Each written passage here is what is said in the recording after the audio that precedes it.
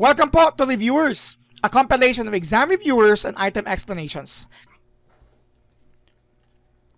Ito po ang ating tanong.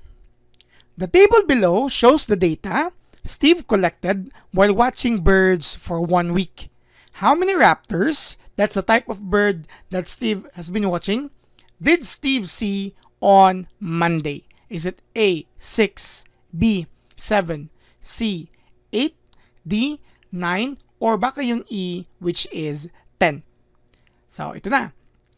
Paano natin sasagutin yung tanong dito? Let me use my pen muna to highlight something dito sa table natin. Of course, ito yung hinahanap natin. Ilang raptors yung nakita ni Steve sa Monday? Now, looking at this, there is one very important row po dito.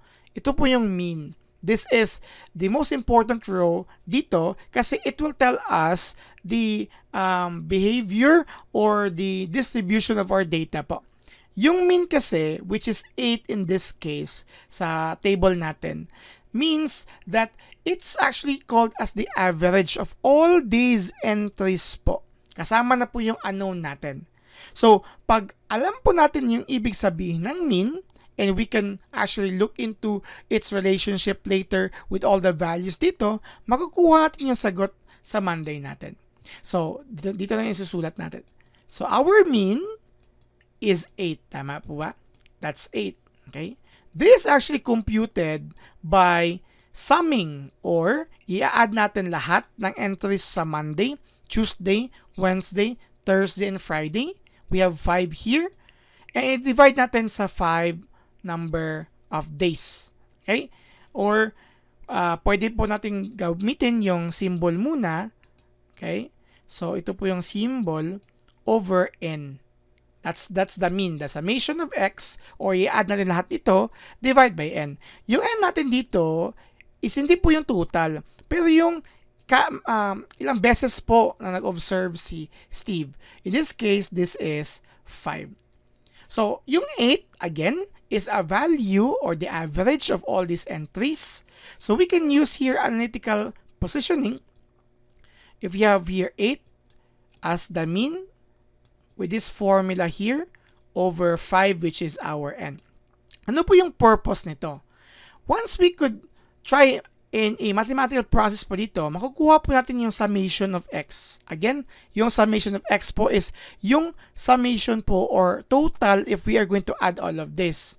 Once you will get the total of all of this po, then we are just going to subtract all of these entries from the total, and the remaining result will be the answer to the question. So, mathematically, we can multiply both sides by 5 to cancel this kasi yung iba sa atin ayaw ng fractions.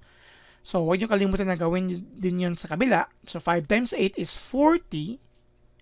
This is equal to summation of x. So, ito po yung total kung i-add natin lahat ng entries dito. Kasama na po yung unknown. So, to reverse it, we will subtract all entries po starting with Friday, or you can also start with Tuesday kung kaya naman. So, 40 times 4, 36 na lang. Okay? Minus 11 for our Thursday, you will get 25. Then, minus 12 for Wednesday, you will get here 13. And finally, if you're going to subtract po yung Tuesday natin, which is 7, yung tamang sagot sa tanong na ito is 6. So, we have an option here for 6. That's our answer to this question. So, there are only 6 po na raptors yung nakita ni Steve nung Monday. Now, if you're not yet sure with this answer, of course, you can try naman with computing talaga yung mean. So, you have 6 plus 7 plus 12 plus 11 plus 4, and i-divide nyo yan sa 5 kasi yung 5 number of days, and if it will return to 8, then tama yung sagot natin.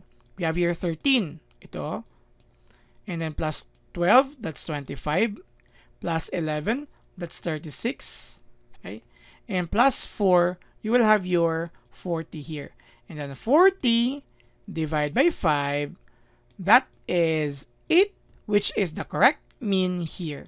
So if you will get this type of problem, look for yung statistical information, specifically for this case, the mean. And dapat alam nyo kung ibig sabihin ng mean to solve for the rest of the item.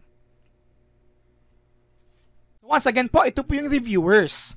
Don't forget po to subscribe on our channel, like our videos, and if kaya naman po, pakishare na lang din po. And leave a comment po for our future videos improvement. And follow our FB page and stay tuned for more videos. Maraming salamat!